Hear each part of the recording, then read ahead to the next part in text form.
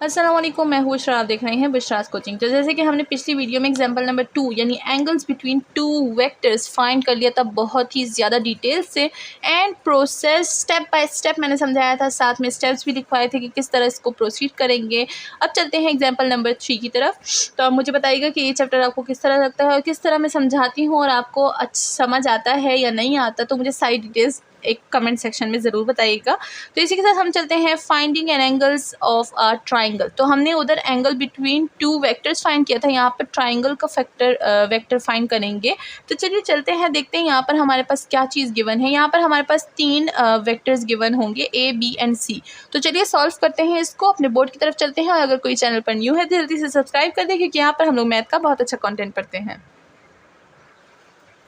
तो हम आ गए हैं बोर्ड की तरफ। यहाँ पर सबसे पहले मैं आपको एंगल का समझा देती हूँ। तो यहाँ पर हमें एक एंगल गिवन है, ये बुक में ही है एग्जाम्पल, तो इससे मैं यहाँ पर बस वो एंगल का पूरा बना दूंगी। तो यहाँ पर हमारे पास है A एंड यहाँ पर है हमारे पास B एंड यहाँ पर हमारे पास C है। तो अगर आप देखिए तो यहाँ पर हमारे पास क्या बनेगा, यहाँ पर हमारे पास बनेगा CA। ठीक है, ये हो जाएगा CA, ये हो जाएगा हमारे पास CB और ये हो जाएगा हमारे पास B और A।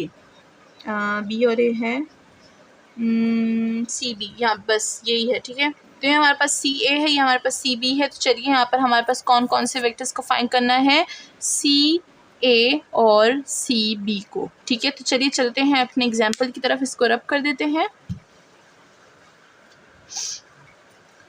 तो जैसे कि हमें C और CB को फाइंड करना था, तो यहाँ पर मैं प्रोसेस लिख देती हूँ। जो प्रोसेस है हमारे पास, सबसे पहले हम लोग डॉट प्रोडक्ट फाइंड करेंगे। तो यहाँ पर भी हम लोग सबसे पहले डॉट प्रोडक्ट ही फाइंड करेंगे, क्योंकि एंगल है, एंगल के लिए ये चीज़ बहुत मस्ट है।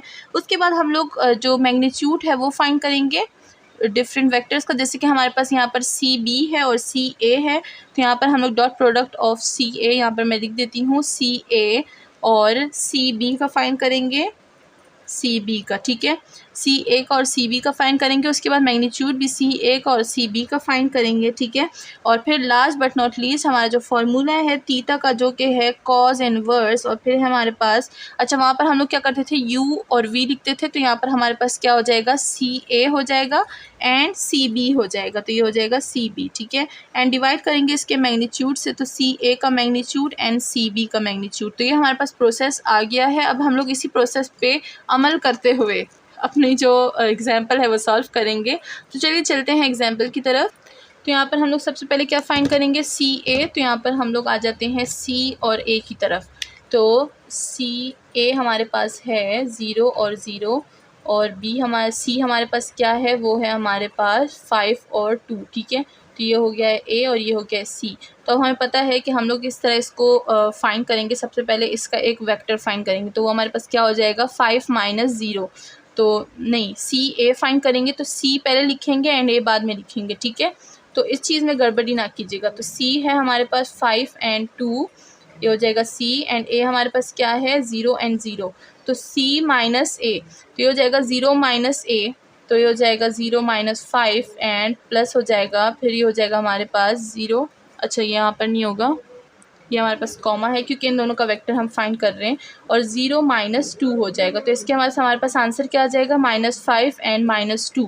तो ये हमारे पास किस चीज़ का आंसर आ गया है, C और A का, जो कि है -5 एंड -2। तो सबसे पहले हमने CA का डॉट प्रोडक्ट निकाला है, अब हम लोग CB का डॉट प्रोडक्ट निकालेंगे।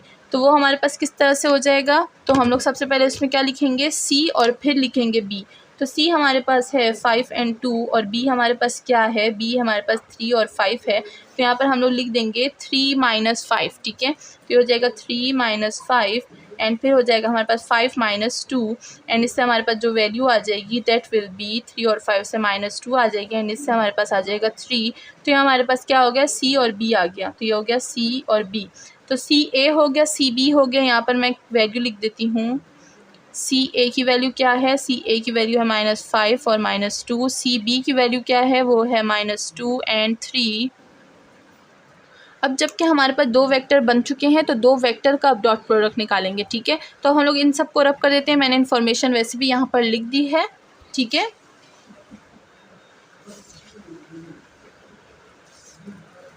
अब हम लोग क्या करेंगे, CA का डॉट प्रोडक्ट लेंगे C और B के साथ। ठीक है, तो डॉट प्रोडक्ट किस तरह से लेते हैं, इन दोनों को मल्टीप्लाई करेंगे, इन दोनों को मल्टीप्लाई करेंगे, तो यहाँ पर हो जाएगा हमारे पास -5 multiply by -2 plus -2 multiply by 3, तो हमारे पास आ जाएगा यहाँ से, तो इसका जो डॉट प्रोडक्ट है वो आ जाएगा मतलब सिर्फ 4 आ जाएगा। तो इसकी कैलकुलेशन आप कर सकते हैं। तो यहाँ पर हमारे पास जो डॉट प्रोडक्ट है वो क्या आ गया, वो आ गया हमारे पास 4। तो यहाँ पर मैं लिख दूँगी 4, ठीक है, यहाँ पर मैं लिख दूँगी 4। अब हम लोग को मैग्नीट्यूड फाइंड करना है, तो यहाँ पर इसको इरेज कर देते हैं। तो अब हम लोग क्या करेंगे, सबसे पहले सी ए का मैग्नीट्यूड निकालेंगे, देन सी बी का निकालेंगे। तो सी ए का मैग्नीट्यूड हमारे पास क्या हो जाएगा, -5 पे होल स्क्वायर प्लस ये -2 पे होल स्क्वायर हो जाएगा हमारे पास। तो इससे हमारे पास जो आंसर आ जाएगा दैट विल बी √29, ठीक है। तो √29 आ गया। अब हम लोग सी बी का निकालेंगे, तो सी बी हमारे पास क्या है, -2 पे होल स्क्वायर हो जाएगा प्लस 3 पे होल स्क्वायर हो जाएगा। तो इससे हमारे पास आंसर आ जाएगा दैट विल बी √13। तो ये हो जाएगा √13। तो मैग्नीट्यूड भी हमने निकाल दिया है, दैट इज़ √29 एंड √13। तो यहाँ पर मैंने इन्फॉर्मेशन लिख दी है। अब हमारे पास बारी आ गई है हमारे लास्ट बट नॉट लीस्ट जो हमारे पास थीटा का फॉर्मूला है उसकी। तो चलिए इसको रेस करते हैं और थीटा का फॉर्मूला पुट करते हैं। अब हमारे पास जो लास्ट स्टेप है थीटा का फॉर्मूला, चले उसमें हम लोग ये चीज़ें को पुट कर देते हैं, जो सारी चीज़ें हमने निकाल दी हैं। तो यहाँ पर हम लोग लिख देंगे थीटा = cos इनवर्स, और ये हमारे पास आ जाएगा। डॉट प्रोडक्ट क्या था, डॉट प्रोडक्ट 4 था, तो मैं 4 लिख दूँगी। एंड नीचे मैग्नीट्यूड क्या थे, ये था √29, और साथ में हमारे पास आ जाएगा √13। तो जब हम लोग इसको सॉल्व करेंगे तो हमारे पास जो आंसर आएगा रेडियन में, तो रेडियन में हमारे पास इसका आंसर आ जाएगा 1.36 रेडियन, ठीक है। अब आपको पता है कि मेरे पास साइंटिफिक कैलकुलेटर नहीं है, वरना मैं आपको यहाँ पर कैलकुलेट करके बताती, तो आप इसको अपने कैलकुलेटर में कर सकते हैं।